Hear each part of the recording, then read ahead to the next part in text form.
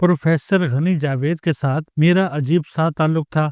हम बतौर कोलीग एक दूसरे को पसंद नहीं करते थे। वो काम नहीं करते थे। इनके पास दरअसल काम के लिए वक्त ही नहीं होता था। थके हुए दफ्तर आते थे। काम के दौरान भी इनके ज़ायरीन आते और जाते रहते थे, जबकि मुझे काम चाहिए था। लिहाजा मेरी इनसे रोजाना मुंहमारी होती थी। ये मुझे गैर संजीदा और बदतमीज भी समझते थे। इनकी ये बात गलत नहीं थी। गैर संजीदगी और बदतमीजी उस जमाने में अखबार की मजबूरी थी। अखबार का काम बहुत संजीदा होता है और इंसान तमाम संजीदा कामों को सिर्फ गैर संजीदगी से ही सरअंजाम दे सकता है। दूसरा, अखबार में टाइम लाइन अहम होती है और अक्सर औकात इसे मीट करने के लिए एडिटरों को बदतमीजी करना पड़ जाती है और ये गैर महसूस तरीके से इनके मिजाज का हिस्सा बन जाती है।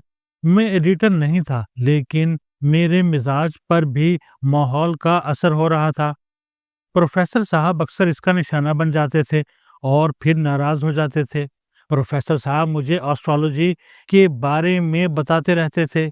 ये मुझे शेक्सपियर से लेकर जॉन कीट्स तक मुख्तलिफ अंग्रेजी मशाहिर की कोटेशन भी सुनाया करते थे। हम सियासतदानों की गॉसिप्स भी करते थे। इनके मुआशके और खानदानी लड़ाइयाँ हमारा खास मौजू होती थी। प्रोफेसर साहब वाकई अपने काम के माहिर थे। वो हाथ से जायचा बनाते थे, कागज पर दायरा खींचते थे। इस दायरे को दरमियान में लकीर से 2 हिस्सों में तकसीम करते थे, फिर दूसरी लकीर से इसे 4 हिस्सों में बांटते थे और फिर लकीर पर लकीर खींचकर इन्हें 12 खानों में तकसीम कर देते थे और फिर इन 12 खानों में मुख्तलिफ हिंद से लिखकर डिग्रियां बनाते थे और आखिर में क्लाइंट के सवालों के जवाब देते थे।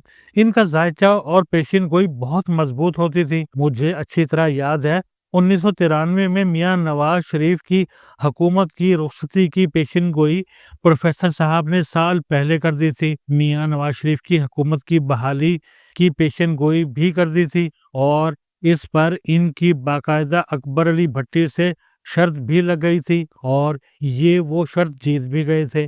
बेनजीर भुट्टो की हुकूमत बनने और फिर इस हुकूमत के रुखसत होने और फारूक अहमद लगारी के कैरियर के खात्मे का भी प्रोफेसर साहब ने बहुत पहले बता दिया था। उस जमाने में तारिक पीरजादा और सेनेटर तारिक चौधरी इनके मुस्तकिल विजिटर थे। तारिक पीरजादा मजिस्ट्रेट थे। इनका गांव मोटरवे पर था और पीर साहब खारा शरीफ के खानदान से ताल्लुक रखते थे। ये बाद अज़ां इस्लामाबाद के डीसी भी रहे, जबकि तारिक चौधरी सेनेटर थे और ये हामिद नासिर चट्टा के ग्रुप में शामिल थे। प्रोफेसर साहब इन्हें बताते रहते थे, नवाज शरीफ और बेनजीर भुट्टो का मुस्तकबिल रोशन है, आप इन दोनों में से किसी का पल्लू पकड़ लें। हामिद नासिर चट्टा भी प्रोफेसर साहब के फैन थे, लेकिन ये लोग इनके मशवरों को ज्यादा अहमियत नहीं देते थे। इसकी वजह प्रोफेसर साहब की गुर्बत थी और मेरा तजर्बा है, आप अगर गरीब हैं तो फिर आप खा कितने ही नेक, पारसा और दानिश्वर क्यों ना हो जाएं, लोग आपको संजीदा नहीं लेते। और प्रोफेसर साहब के साथ भी यही हो रहा था। ये सब बड़े लोग इनकी कंपनी को एंजॉय करते थे। ये अगर भूल चले जाते थे तो ये इन्हें फोन करके वापस बुलाते थे, लेकिन इन्होंने इन्हें माशी तौर पर मजबूत और आजाद बनाने के लिए कुछ नहीं किया। इनमें से किसी ने इनकी मुस्तकिल रिहाइश का भी बंदोबस्त नहीं किया। ये कभी इसके पास होते थे और कभी उसके पास। चुनाचे इनका वाहिद माशी जरिया पाकिस्तान अखबार में शाया होने वाला इनका कॉलम आज का दिन कैसा गुजरेगा और छोटी सी डेस्क जॉब थी और बस। प्रोफेसर गनी जावेद का कॉलम वाकई बहुत पढ़ा जाता था। ये इसमें हर स्टार के लोगों को इनके दिन के बारे में बताते थे, मगर इस कॉलम पर भी मेरी इनसे रोज लड़ाई होती थी। ये अपना कॉलम अक्सर लेट कर देते थे, जबकि कॉपी प्रेस में भिजवाने का वक्त आ जाता था। मैंने एक दिन शरारत की और इनका कॉलम खुद तहरीर कर दिया। हर स्टार के सामने अनशंट पेशिन गोई कर दी और कॉपी भिजवा दी। ये कॉपी जाने के बाद कॉलम लेकर आए तो हम काम खत्म करके चाय पी रहे थे। ये शर्मिंदा हो गए, कॉलम लपेट कर जेब में रख लिया, मगर अगले दिन के अखबार में इनका कॉलम छपा हुआ था।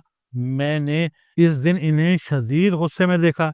ये पहले न्यूज रूम में चिल्लाते रहे اور پھر اظہر سہیل سے میری شکایت کر دی۔ مجھے بلایا گیا، میں ایڈیٹر کے کمرے میں داخل ہوا تو اظہر سہیل ان کا کالم پڑھ رہے تھے اور اونچی آواز میں کہے لگا رہے تھے۔ وہ خود غالباً جوزا تھے اور اس دن ان کے خانے میں لکھا تھا: آپ آج اپنی بیگم سے لڑائی کی غلطی نہ کریں، آپ کو شدید مالی اور جسمانی نقصان ہو سکتا ہے۔ اظہر سہیل بار بار اونچی آواز میں یہ فقرہ پڑھتے تھے اور پھر قسم کھا کر کہتے تھے: پروفیسر یار، یہ پیشن گوئی 100% درست ہے۔ میری آج صبح بیوی سے لڑائی ہوئی، اس نے میرے پاؤں پر گلاس مار دیا، میں لنگڑا کر دفتر آیا ہوں۔ اس کے ساتھ اس نے میری جیب سے 2000 روپے بھی نکال لیے۔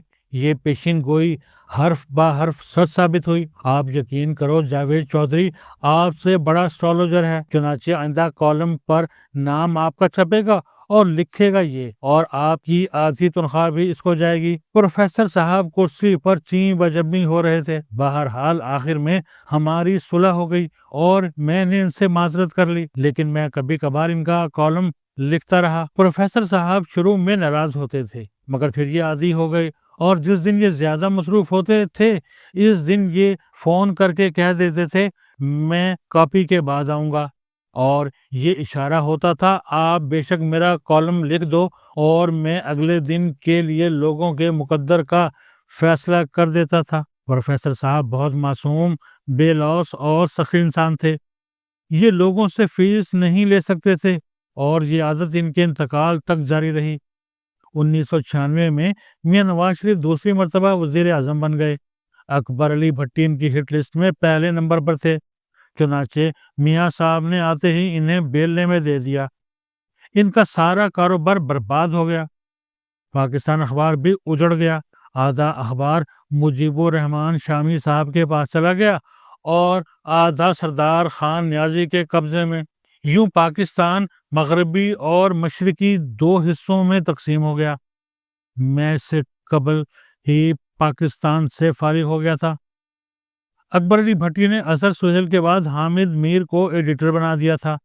میر صاحب جوان اور گرم جوش تھے، میں انہیں پسند نہیں آیا، چنانچہ انہوں نے مجھے نکال دیا۔ مجھے اچھی طرح یاد ہے، میں جب اخبار کی سیڑھیاں اتر رہا تھا تو پروفیسر صاحب اوپر چڑھ رہے تھے۔ یہ مجھ سے ناراض تھے، لیکن میرا اترا ہوا چہرہ دیکھ کر پریشان ہو گئے۔ مجھے ساتھ لیا اور ہم میلوڈی کے ایک چائے خانے میں بیٹھ گئے۔ میں نے انہیں بتایا میں نوکری سے فارغ ہو گیا ہوں۔ انہوں نے فوراً کاغذ نکالا، حساب لگایا اور اس کے نیچے پنجابی میں لکھا: کبڑے کو لات راس آ گئی ہے، اور پھر کاغذ لپیٹ کر میری جیب میں ٹھونس کر بولے: جیدو، تم بہت جلد وہاں تک جاؤ گے جس کے بارے میں تم نے سوچا بھی نہیں۔ بہرحال میں ڈیلی پاکستان سے چلا گیا اور چند ماہ بعد سارے ہی چلے گئے۔ حامد میر بھی فارغ ہو گئے، بلکہ رکیے، اکبر علی بھٹی بھی فارغ ہو گئے، اور یوں بندہ رہا اور نہ بندہ نواز۔ پروفیسر صاحب اس کے بعد پی سی راولپنڈی میں بیٹھنے لگے۔ وہاں ان کے کسی مرید نے انہیں ہاشفانی صاحب سے کمرہ لے دیا تھا اور یہ وہاں آفیشل اسٹرالوجر ہو گئے تھے۔ میری ان سے کبھی کبھی ملاقات ہو جاتی تھی، لیکن پھر یہ ملاقاتیں بھی بند ہو گئیں۔ اس سال اپریل کے شروع میں طارق پیرزادہ صاحب کا فون آیا اور انہوں نے بتایا: پروفیسر صاحب میرے پاس ہیں اور یہ آپ سے ملنا چاہتے ہیں۔ میں نے فوراً ڈرائیور بھجوا کر انہیں پک کرا لیا۔ ان کی عمر اس وقت 95 سال تھی، بہت کمزور ہو چکے تھے۔ گاڑی سے بھی انہیں ڈرائیور نے اتارا۔ انہیں سنائی بھی بہت کم دیتا تھا۔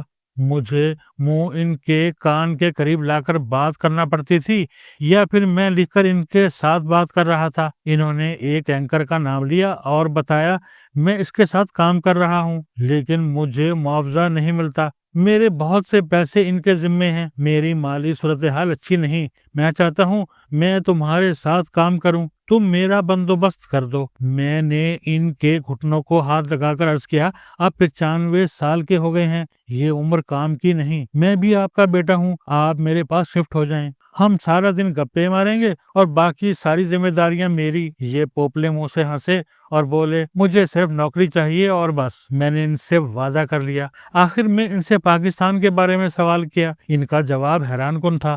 ان کا کہنا تھا اپریل کے آخر میں پاکستان پر بہت بڑا وار ہوگا، اور اگر اللہ تعالیٰ نے اس سے بچا لیا تو پھر 2027 میں خوفناک حملہ ہوگا۔ اگر پاکستان اس میں بھی بچ گیا تو پھر اسے کوئی خطرہ نہیں۔ میں جب انہیں اس دن گاڑی میں بٹھا رہا تھا تو مجھے محسوس ہو رہا تھا یہ شاید میری ان سے آخری ملاقات ہے، لہٰذا میں ان کے گلے بھی لگا اور ان کے دونوں گھٹنے بھی چھوئے۔ میرے دیکھا دیکھی میرے دونوں بیٹوں نے بھی ان کے گھٹنے چھو کر انہیں رخصت کیا۔